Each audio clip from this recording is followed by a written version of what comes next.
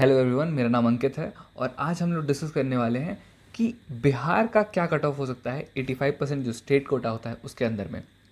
अब देखो, पहले बिहार का ना कट ऑफ थोड़ा बाकी स्टेट से हायर साइड पे जाता है। तो जो भी बिहार के बच्चे हैं उनको डेफिनेटली ऑल इंडिया कोटा के काउंसलिंग में पार्टिसिपेट करना ही चाहिए। तो जो भी ये सोच के बैठा हुआ है कि बिहार का स्टेट है मेरा, उसी से काउंसलिंग करा के ले लूँगा अपना सीट, तो ट्रस्ट मी, तुम लोग गलत कर रहे हो। तुम्हें ऑल इंडिया कोटा में जाना चाहिए, वहाँ पे तुम्हें बेटर कॉलेजेस मिल सकते हैं। क्योंकि फिर बीटा बेटा जैसे जगह पे रह जाओगे, बेतिया वेतिया जैसी जगह पे रह जाओगे और फिर रिग्रेट करोगे। तो इससे अच्छा उसी मार्क्स पे कहीं और कॉलेज ले लो, ईजिली तुमको कहीं ना कहीं बढ़िया जगह पे कॉलेज मिल सकता है। अब देखो, अगर काउंसलिंग में कहीं भी दिक्कत हो रही हो, you can definitely contact on this number. We do paid counselling, this is the charges.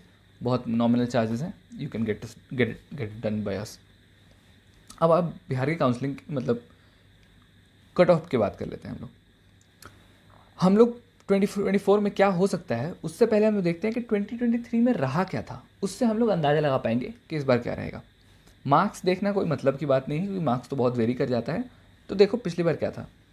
यूआर का 23,674, ईडब्ल्यूएस का 25,013 था। ये हम लोग स्ट्रे वैकेंसी राउंड की बात कर रहे हैं, स्ट्रे वैकेंसी राउंड का ही है ये।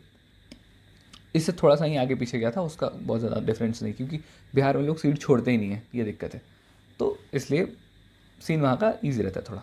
लेकिन ऑल इंडिया कोटा में पार्टिसिपेट करना है डेफिनेटली। और एंड में वीडियो को मैं बताऊंगा कि कैसे एक कॉलेज जो तुम सेलेक्ट कर सकते हो खुद के लिए, वो तुम्हें काउंसलिंग में हेल्प करेगा। भले ही तुम पेड काउंसलिंग कहीं से मत लो, but you have to understand कि कैसे तुम बेस्ट कॉलेज को निकाल सकते हो अपने लिए। ओबीसी में क्या है, ओबीसी में तुम्हारा 23,600 भाई, सिमिलर ही है। एससी के लिए तुम्हारा कितना है, 1,29,000। और एसटी के लिए 1,59,000, नहीं कितना बोलते हो, 69,000, 1,69,000। इस बार क्या एक्सपेक्ट कर सकते हैं हम लोग। अब देखो यहाँ पे एसटी के लिए ना बहुत मतलब कट ऑफ, ये इसको ज़्यादा ही माना जाएगा एसटी के हिसाब से, क्योंकि उनमें और कम जाता है। बिहार में सोचो कितना कट थ्रोट कॉम्पिटिशन है कि इसमें भी इतना ज़्यादा है। ये दिक्कत है बिहार में। इसलिए ऑल इंडिया कोटा में पार्टिसिपेट करोगे तो एसटी के लिए तो इतने अच्छे अच्छे कॉलेजेस अवेलेबल हैं बाहर कि तुम मतलब ही नहीं बनता बिहार में सेटल कर जाने का। अब आते हैं हम लोग इस बार क्या एक्सपेक्ट कर सकते हैं। हम लोग एक्सपेक्टेशन में है 25.7 के एक्सपेक्ट कर सकते हो यूआर के लिए। ईडब्ल्यूएस के लिए 29 के एक्सपेक्ट कर सकते हो। ईडब्ल्यूएस का मान के चलो ना, फिर इस बार ओबीसी के आसपास ही आ जाएगा, क्योंकि अब बहुत लोगों ने ईडब्ल्यूएस बनवा लिया अपना। फिर ओबीसी के लिए 28 के, एससी के लिए 165 के और एसटी के लिए है 200 के। पिछली बार सीट ब्लॉकिंग इतनी ज़्यादा हो गई थी ना बिहार में कि कट ऑफ थोड़ा सा हिल गया था। इस बार सीट ब्लॉकिंग की चिंता उतनी नहीं है, क्योंकि पिछली बार की तरह इस बार थोड़ा सा इतना सारा कांड हो गया है ना, तो बहुत हेल्दी तरीके से काउंसलिंग वगैरह होगा। तो कोई इस बार दिक्कत होने के चांसेस बहुत कम है, इसलिए ये बता दे रहा हूँ मैं। तो इस बार कट ऑफ थोड़ा सा मतलब गिर जाएगा, एज इन रैंक ऊपर वालों को भी मिल जाएगा उनको आराम से सीट। अब देखो, ये हो गई तो बातें काउंसलिंग वाली, कट ऑफ वाली। अब देखो एक कॉलेज सेलेक्ट कैसे कर सकते हो अपने लिए तुम। लेट से तुम्हारा रैंक आया हुआ है 10,000 के आसपास। 10,000 के आसपास तुम सबसे पहले सेट करो अपने लिए कि प्रेफरेंस क्या हो सकता है।